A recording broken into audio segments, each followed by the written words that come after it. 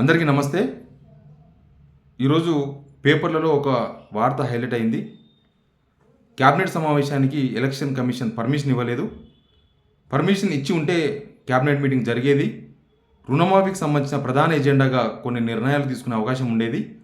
ఎందుకంటే రుణమాఫీ ఆగస్టు 15 లోపు చేస్తామని సీఎం రేవంత్ రెడ్డి గారు ఎలక్షన్ ముందు ఒక సవాలుగా ప్రకటించారు. కాబట్టి అది దానిపైనే నిర్ణయాలు ఉండే అవకాశం ఉండేది. చర్చ జరిగేది.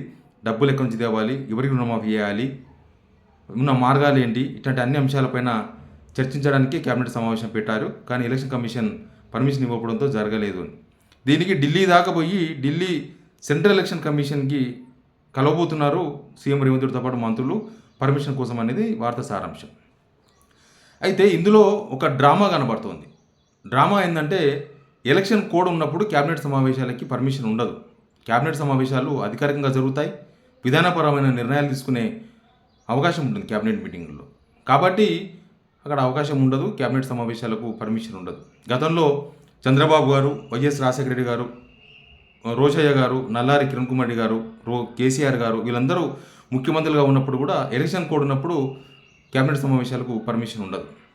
జూన్ 4 దాకా ఇక్కడ కేబినెట్ సమావేశాలు నిర్వహించే అవకాశం ఉండదు, ఎందుకంటే ఎలక్షన్ కోడ్ ఉంది కాబట్టి. ఇప్పుడు జూన్ 4 దాకా ఎందుకుందంటే దేశంలో అనేక ఎన్నికలు ఇంకా జరగాల్సి ఉంది. ఈ మంత్ ఎండింగ్ వరకు ఎలక్షన్స్ జరుగుతాయి. జూన్ 4న కౌంటింగ్ ఉంటుంది కాబట్టి ఎలక్షన్ కోడ్ అమల్లో ఉంది. ఇక ఎలక్షన్ కోడ్ ఉన్నా మాకు ఎందుకు పర్మిషన్ ఇవ్వరు, ఇదేదో ప్రజల తరపున మేము మాట్లాడే ప్రయత్నం చేస్తుంటే, ప్రజల కోసం మేము రుణమాఫీ లాంటి అంశాల మీద చర్చిద్దాం అనుకుంటే మాకు అవకాశం ఇవ్వలేదు ఎలక్షన్ కమిషన్ అని చెప్పే ప్రయత్నం ఎలక్షన్ కమిషన్ పైన వేసి తప్పించుకునే ప్రయత్నంగా మనకు కనబడుతుంది. ఎందుకంటే ఇప్పుడు సెక్రటేరియట్లోకి జూన్ 4 దాకా అనుమతి లేదని జనాలకి ఎవరికి అనుమతి లేదు. జూన్ 4 తర్వాతనే సెక్రటేరియట్లోకి రావాలని అక్కడ ఒక పెద్ద బోర్డు పెట్టిండ్రు. ప్లస్ ప్రగతి భవన్లో ప్రజాపాలన అప్లికేషన్స్ కూడా జూన్ 4 వరకు తీసుకోవట్లేదు ఈ సర్కారే, ఈ ప్రభుత్వమే. ఈ ప్రభుత్వం ఏమో ఎలక్షన్ కోడ్ అమల్లో ఉంది కాబట్టి జనాలను ఎవరిని రానివ్వరు, జనాల అప్లికేషన్స్ తీసుకోరు. కానీ ఎలక్షన్ కోడ్ ఉండగా ఎలక్షన్ కమిషన్ ఎందుకు పర్మిషన్ ఇస్తుంది, ఎందుకు పర్మిషన్ ఇవ్వాలి? ఇప్పుడు రుణమాఫీ విషయంలో ప్రభుత్వం ముందు చాలా సవాళ్లు ఉన్నాయి. 40,000 కోట్ల రూపాయలు ఎక్కడి నుంచి సేకరించాలనే అంశంపై క్లారిటీ లేదు. ఏ ప్రభుత్వానికి ఏ బ్యాంకులు ఒకేసారి 40,000 కోట్లు అప్పించే అవకాశం కనబడడం లేదు. ఎలాంటి ప్రాజెక్టులు లేకుండా కేవలం ఒక ఫైనాన్షియల్ హామీని నెరవేర్చేందుకు ఏ బ్యాంకులు కూడా ముందుకు రావాలంటే ఆర్బీఐ కూడా పర్మిషన్ తీసుకోవాలి, కేంద్ర ప్రభుత్వం పర్మిషన్ ఉండాలి. ఇవన్నీ చాలా రిస్కుతో కూడుకున్న పని. బహుశా రుణమాఫీ సాధ్యం కాదేమో అన్న చర్చ ప్రభుత్వంలో ఉంది ఇప్పుడు. కాబట్టి దాన్ని ఇప్పటి నుంచే ఆగస్టు 15 కాదు అని చెప్పే ప్రయత్నంలో భాగంగా ఇప్పటి నుంచే ఇట్లాంటి డ్రామాలకు సర్కారు తెరలేపిందా అనే చర్చ ఆల్రెడీ స్టార్ట్ అయింది.